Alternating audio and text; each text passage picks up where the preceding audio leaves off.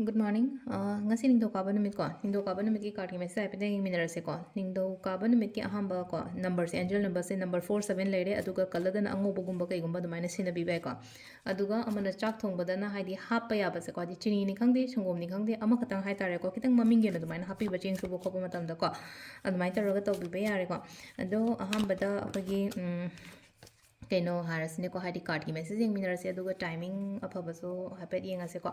adu ngarang gi delivery da natraga pot phangodaba kholodaba mayam warobinu ko warobinu hadi sum kitang keno torok panina hadi ama ni che thaba dum khara yawe ko adu soi bo ko pa yaw bo ko adum ba mayam do mayam yaraga di ngak piyo hadi kitang khara pot nangna da bo khotaba yaw gi bo khot ki ba dum ba mayam do ko makha tabada soidana bo hona jage ko ado ahambada ko khoi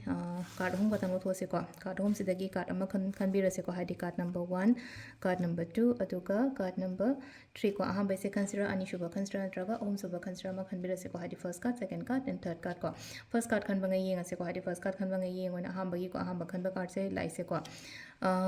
thabak taw matam da ngasi se ko hadi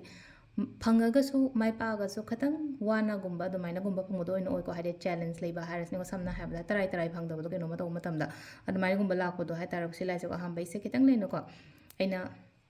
तौगे हाइना खलिबा पोतो हाइदि फंगगसु खतंग वाना फंगबा कोप दुमाइना ओइना ओइगनी को number 2 को number 2 सिना हाइदि लोइशनबा ओइना ओइ हाइरसे को सिदा हाइदि problem ending ओइबन हारसे से हाइसे को problem ending ओइबा हाइरगदि हाइदि केनोमा लेरो नागे जुम चयेनरा ले को ला लोइशलगदि हाइदि पुरा केनोमा तौबंगा मिदन हाइदि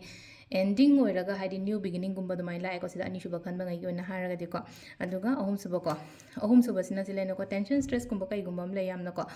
खितंग थादो मतम पोथाबियो फजना को फजना पोथारा वाखन गुंबा फजना खनबियो को सिलेसे को अदुगा सिदा लेनो को याम का हेना सो खंजन गनो को सिले को हादि अइने हेना सो यामना खंजले के नोमा खितंग तो मतम दा खरा हेना खंजन बा दा खंजले को इसादा रूटीन डिसिप्लिन अमा खरा नाइबियो को आइगे चाबा थकपदो ओइरो तुंबो खोटपदो ओइरो सुगुमा मयाम से को अदु से सिना को ये कार्ड की मैसेज लेरे को टाइमिंग हार सो टाइमिंग ले पुंग मंगा ग मिनिट 30 देना 3 मिनिट 30 पान फाउंग लेरे को 9 मिनिट 3 देना पुंग 9 ग मिनिट 30 फाउंग लेरे को अदगी 12 मिनिट 3 तगिना पुंग 3 मिनिट 12 फाउंग लेरे तगी 9 मिनिट 3 देना पुंग 13 फाउंग लेरे को अदुगा अहिंग देना हादि 12 मिनिट 30 देना पुंग मंगा मिनिट 30 फाउंग लेको सिसना को गी ngasi gi oina phaba timing ko adu sida leire ko gi daily card message ko adu monday oibana hadi monday se cinnamon ritual and har sina ko cinnamon ritual har cinnamon powder gumba se aigi khwak ta hapaga khitang hadi aigi dukan natraga aigi yumrom da kaida dumaina onjalaga hadi fulong kamjan ba hitare ko hapta hobu nimit se ko sisi ma to bi be ai ko khona keno ge ning do ka ba gi oina har sina ko ning do ka ba gi rituals and har ka di su ma to bi be yare adu sida leire ko gi ngasi gi oina daily card message ma'am thank you